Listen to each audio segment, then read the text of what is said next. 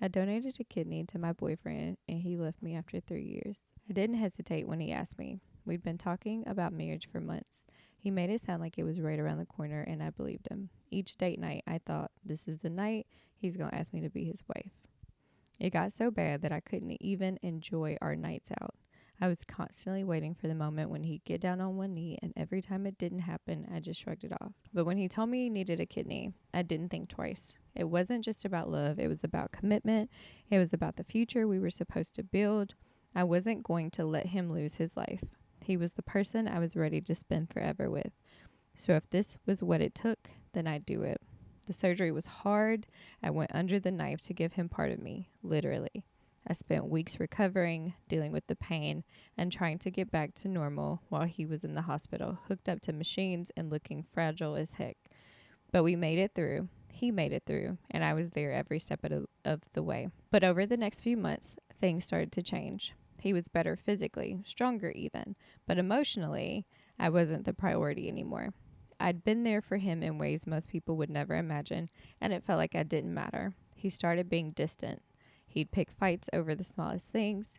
He'd spend more time on his phone and less with me.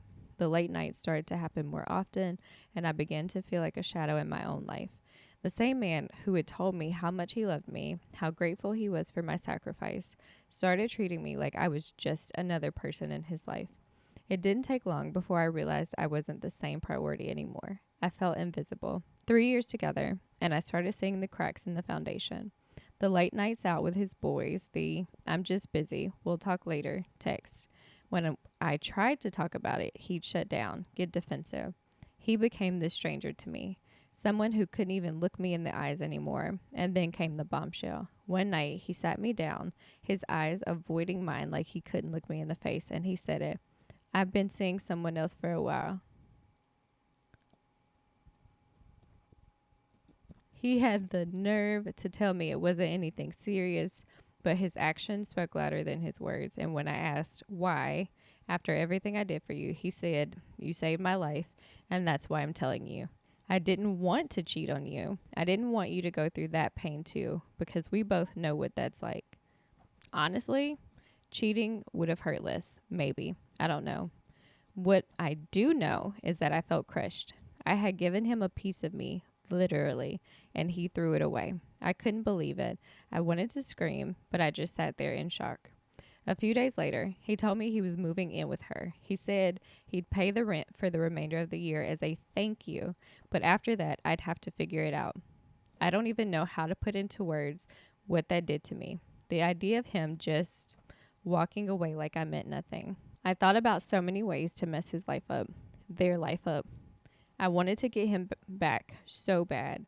Everything I could think of kept landing me in jail sooner or later. And after calming down, I came to the conclusion that I'm not cut out for jail. But I'm thankful for my friends. They stayed by me during that whole mess.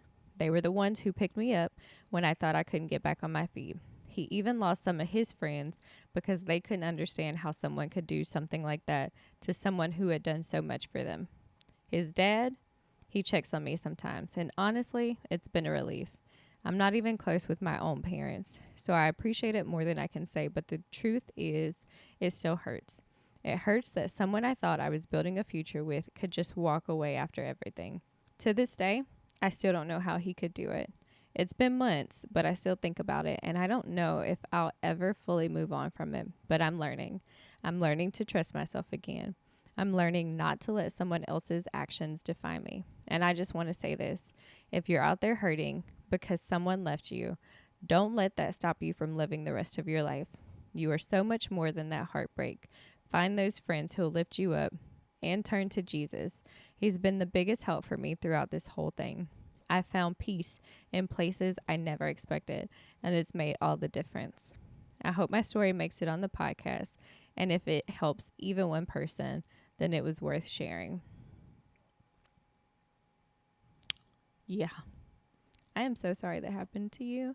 Your worth is not in whether anybody else can see it or not. You are solely defined by God's love for you and Jesus' sacrifice for you on the cross. That's it. Okay? You are beautiful. You are loved. You're wonderful. I'm so glad that you have friends there to support you. Those were wild. Very wild stories. What y'all doing? I want to hear y'all's opinions. Tell which one was your favorite story? Which one did you need some more context on? Which one did you need to know what happened? Were there fist fights? Did no, obviously they got up and left dinner. Okay? Like what's going on? I be wanting to know the end of the story. How did it all play out?